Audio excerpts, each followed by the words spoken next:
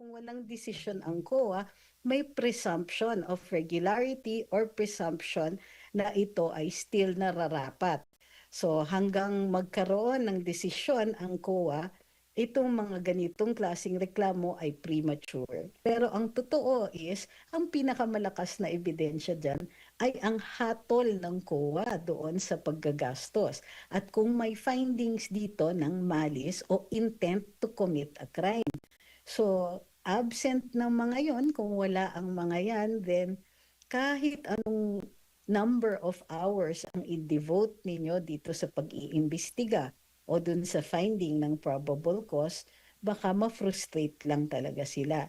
Ang sinasayang nila ay oras ng ombudsman.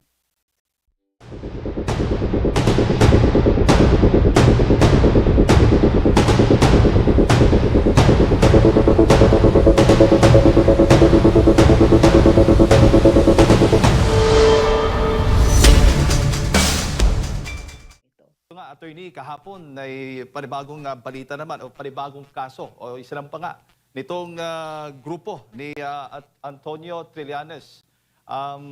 Ano ho ba ang nakikita po ninyo dito, attorney? Laban po ito kay Vice President Sara Duterte. Papaano niyo po tinitingnan itong paghahain nga ng mga kasong plunder at graft laban po sa pangalawang Pangulo? May sapat ho bang ito para po sa inyo legal na batayan? Sa ngayon kasi, I understand, magkakaroon yan ng legal issue at maaaring Korte Suprema ang magde-decide nito. Ang ating Vice Presidente, as any Vice President, ay impeachable officer.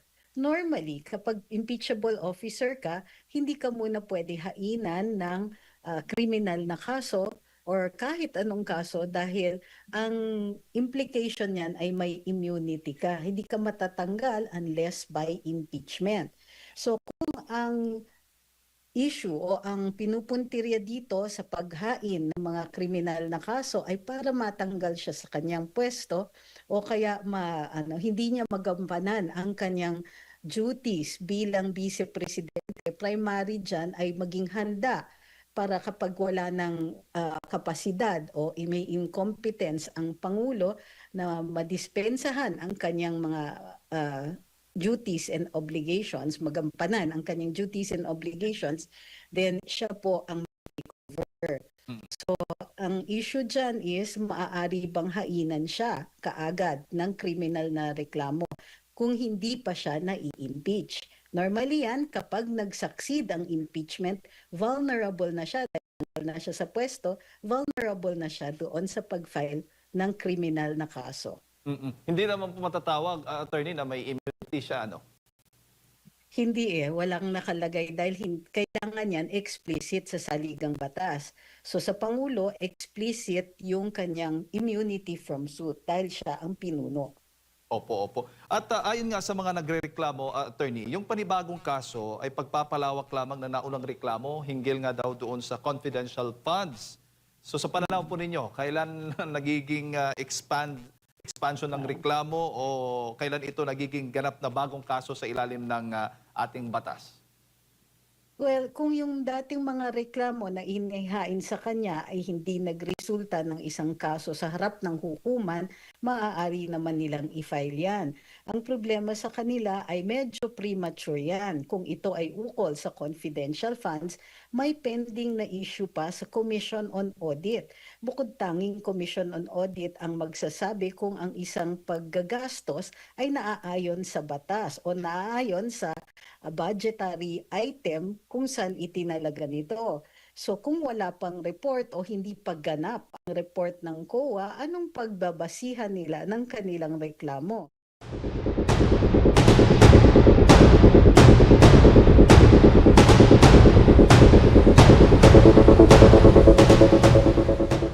So muli, mukhang ito po ay isang pasiklab dahil ito nga po ang dahilan kung bakit hindi siya nahahainan pa ng kaso para dyan sa confidential funds.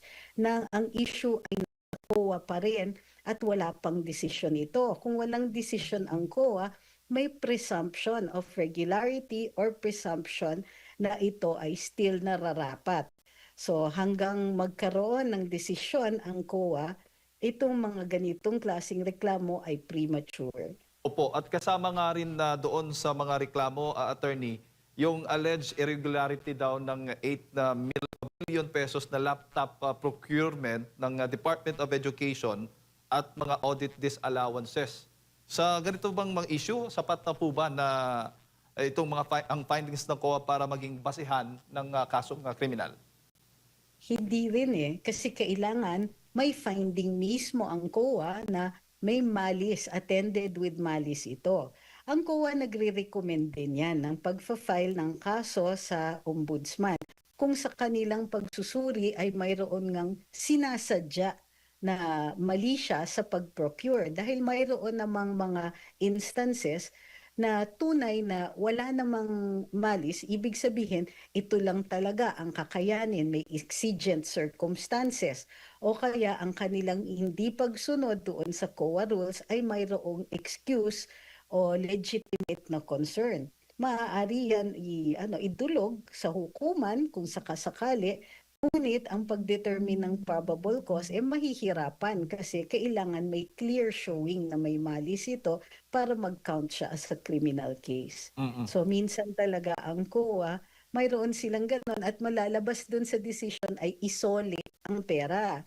So kapag ganon, soli ang pera, wala ang finding ng malis, hindi siya mag-proceed to a criminal case. Opo. At yung may allegation din na itong 192, 172 silid-aralan lamang ang naipatayo mula sa target na mahigit 6,000. Sa batas ba, maaari bang tawagin itong criminal liability o kailan po nagiging criminal liability po ito kapag ang isang failure of implementation, itong ang failure of implementation o alleged gross negligence ng isang opisyal? Hindi maaari kasi ang gross negligence, iyan po ay isang administratiba na kaso. Mm-mm. Pwede naman kasuhan ang vice-presidente ng ganun. Ang problema lang kasi, ang paggagawa ng schoolhouses, kung hindi po ako nagkakamali, ay matagal nang sinabi ni VP Inday, hindi po ginagawa ng Department of Education, ginagawa po yan ng DPWH. So kung sila ang kinakasuhan, madidismiss po yan dahil hindi po sila ang tamang akusado sa kaso na ito. Ngayon, sabihin natin na ang DepEd ay ang nagtalaga. Dinedelegate pa rin yan sa DPWH at hindi natuloy o hindi ma-count yung number of school buildings or classrooms na ipagawa. Yung fault, kung hindi nila maituturo sa DPWH, lalong hindi maituturo dun sa mga taong walang control dun sa pagkagawa. Mm-mm. So medyo malabo tong kaso na ito. Nako, bagsak pala yung mga issues na mga reklamo na nabanggit ko kanina, attorney, ito ang inireklamo nila. At meron pa, marami-rami po itong mga reklamo kanilang isinampalaban niya sa Vice Presidente. Binanggit din sa reklamo ang umano'y pagtanggap ng pera mula sa mga individual na iniuugnay sa illegal na droga. Ayan, attorney, sa ganito bang sensitibong alegasyon, papaano ho ba yan? Ano bang atas ng ebidensya na kinakailangan upang ito ay seryosohin ng ombudsman? Ito ay criminal case, pero para sa ombudsman, ang kailangan niyan ay probable cause. Ang probable cause, ibig sabihin kung ikaw ay reasonable na tao na maiisip mo base sa ebidensya na mayroon ngang krimen na naganap at itong taong ito ang gumawa ng krimen na yun. Pero in this case, kailangan reasonable grounds, di ba? Hindi reasonable grounds, yung the standard of a reasonable man. Kung ikaw ay rationable, ordinaryong mamamayan, tapos pag tinignan mo yung ebidensya, sasabihin ninyo, ay oo nga, mukhang tumanggap siya. Pero pag ito ay umabot sa sandigan bayan, kailangan na ng proof beyond reasonable doubt para magkaroon ng guilty verdict. Ang tingin ko dito ay babagsak at babagsak na ang hatol dito doon sa ebidensya. May napansin po ba kayong nakaakibat na ebidensya na nakalagay? May mga identified pa na witnesses at may mga affidavit ba ang mga ito? Kung wala, medyo baka ma-dismiss dyan pa lang sa ombudsman pa lang. Opo, attorney. At pagdating naman po doon sa issue ng betrayal of public trust, kasi ayon nga sa mga nagrereklamo, ang may betrayal of public trust umano si VP Sara, kabilang yung mga sinasabing pagbabanta niya laban kay Pangulong Marcos Jr. Sa ilalim ho ba ng ating konstitusyon, paano ho ba sinusukat yung betrayal of public trust? Ang betrayal of public trust ay isang ground for impeachment. So medyo may problema yung reklamo kung doon sa ombudsman nila file ang betrayal of public trust. Tulad nga ng sinabi natin, sa Kongreso yan dapat inihahain. Ngayon, kung ito po ay kanilang gagawing basihan para sa impeachment, sui generis po kasi ang impeachment. So ang magdedetermine ng kasapatan ng ebidensya niyan ay yung Senate Impeachment Court. So until that happens, hindi natin alam. Ngunit ang difference is last year, di ba?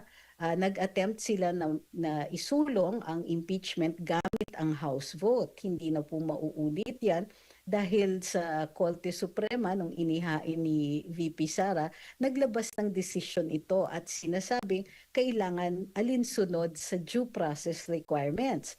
So kung mayroong kasong ifa-file sila sa Kongreso, kailangan susundan nila yung kanilang proseso. Nagsabi na nga si Congresswoman Luisto, handa ang Committee on Justice para dito. So ibig sabihin yan, hindi na po mararatrat ang isang ang impeachment complaint, hindi na ito House vote, pupunta yan sa plenaryo to determine kung sufficient yung impeachment complaint at i-forward nila sa Committee on Justice. Doon po magkakaroon ng parang trial kung saan i-determine kung sufficient in form and substance yung reklamo. Opo. So, Opo, Attorney. Bakit kaya para sa inyo, malakas ang loob ng grupong ito na isinampa o inihain itong kanilang mga reklamo laban kay Vice President Sara Duterte dyan sa Ombudsman? Hindi ko masasabi na lakas ng loob ito.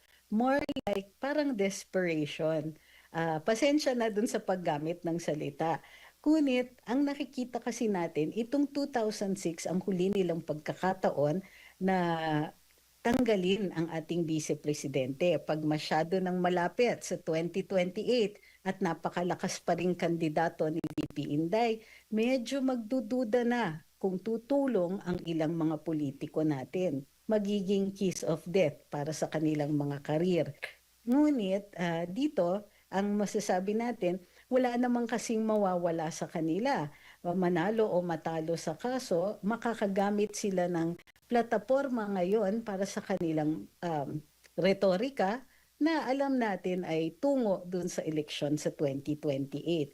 So basically, kung hindi man sila manalo, may pagkakataon silang magsalita at magkakaroon sila ng maraming mga interview sa media. Tiba-tiba sila ngayon sa publicity. Opo, opo. Bago ko lang ipasa kay Partner Admar, ang reklamo bang ito sa tingin po ninyo, Attorney, ay mas nakabatay ba sa legal accountability o may mga elemento po ng political pressure? Paano po dapat timbang ito ng Office of the Ombudsman? Alam nyo, what it all comes down to is evidence. Kung kulang ang ebidensya o wala pa nga silang ebidensya ng desisyon ng COA, posibleng sinasayang nila o nag-aaksaya sila ng oras, maituturing ito na pag-aaksaya ng oras ng ombudsman. Kasi natural, kailangan pagtuunan ng pansin, mag-dedicate ng man-hours dito sa kanilang mga investigador. Ngayon, kung ang reklamo ay wala ngang ebidensya at ang kanilang hiling sa ombudsman ay maghanap ng ebidensya, isa pa po yan. So, mas matagal ang mailalaan na oras ng ombudsman maghanap lang ng ebidensya. Pero ang totoo is, ang pinakamalakas na ebidensya dyan ay ang hatol ng COA doon sa paggagastos. At kung may findings dito ng malice o intent to commit a crime.